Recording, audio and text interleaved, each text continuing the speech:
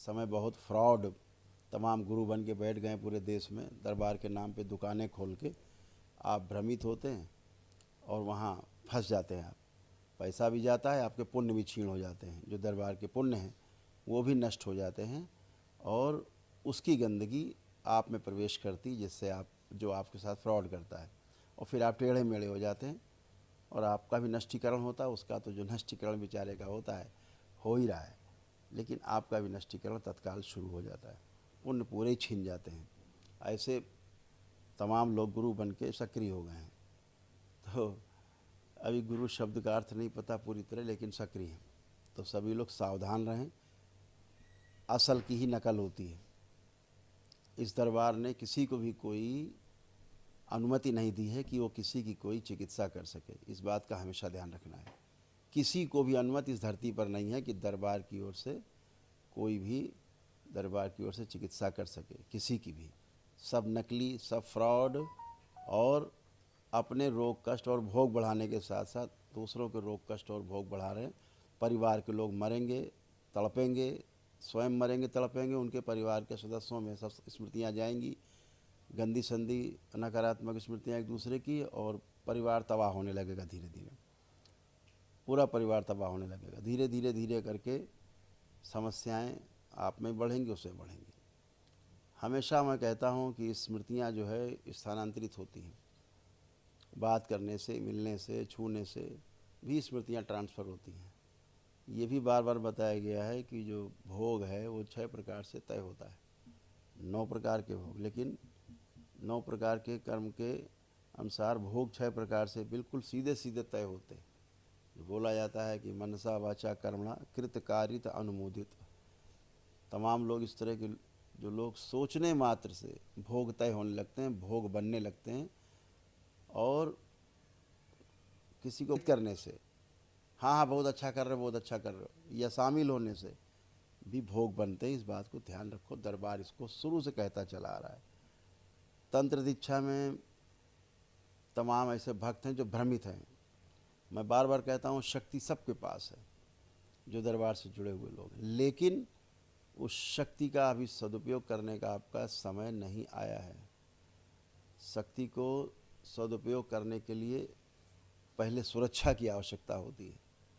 आपके पास तलवार है लेकिन ढाल नहीं है, आप कहीं के नहीं, कहीं कोई युद्ध नहीं जीत सकते आप, सिवाय आपकी मृत्यु तय है।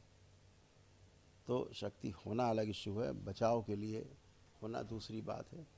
तो इन सब चीज़ों को ध्यान में रखते हुए दरबार ने ना तो किसी को कोई अनुमति दी है कि कोई किसी की चिकित्सा करे, और ना ही ये अनुमति दी है कि वो कोई दरबार लगा के खोल के बैठ जाए, दुकान लगा के।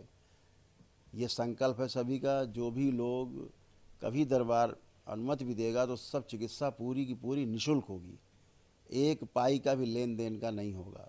जितने भी दरबार के भक्त हैं, इनका संकल्प है, जो भी आगे इस विद्या में आगे बढ़ रहे हैं, उनका संकल्प है, दरबार ने पहले से करा रखा है, एक भी रुपया किसी से किसी भी प्रकार का नहीं ग्रहण करेंगे, अन्यथा लेने वाले के साथ साथ देने वाला भी दोषी है। ये भी ध्यान रखो। बजाय ठीक होने की ने कहा था कि कृपा, गुरु कृपा मिलती नहीं, गुरु कृपा छीन ली जाती है। गुरु कृपा छीनी जाती है, गुरु कृपा करता नहीं, देता नहीं है। ये बात सही है, लेकिन छीनने की भी तो कोई विधि होगी, कि केवल बस गए और कोई रुपया पैसा जो आप छीन ले गए। गुरु कृपा छीनने की विधि है समर्पण, गुरु के प्रति समर्पण, पूरा पूरा समर्पण, 100 में 100% समर्पण, ये विधि है। तो जब आप में समर्पण ही, आप गुरुमुखी नहीं हुए, तो कहाँ से आपको कृपा आने लग गई भाई। तो दुष्टों दैत्यों के कारण जो दैत्य स्मृतियाँ वो सक्रिय रहती हैं, और दैत्य आपको भ्रमित करते हैं, और भ्रमित करके आपको इसलिए प्रेरित करते, चलो ये चिकित्सा कर दी जाए, कर दी जाए।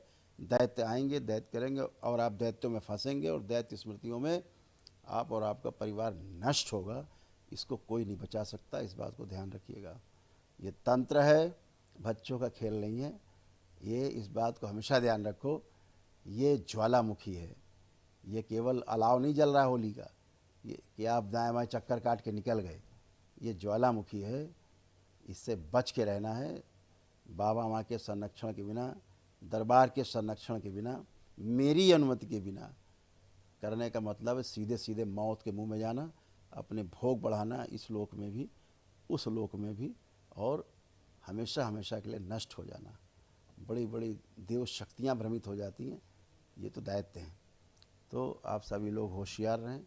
और मुझे बराबर जानकारी मिल रही है, कुछ लोग झाड़ फूँक टोना टोटका चालू कर दिए।